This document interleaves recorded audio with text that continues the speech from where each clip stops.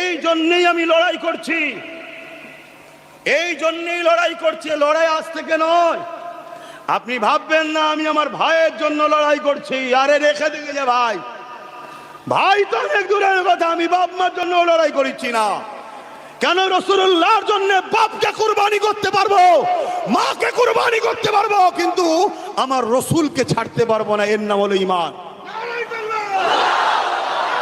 আল্লাহু আকবার।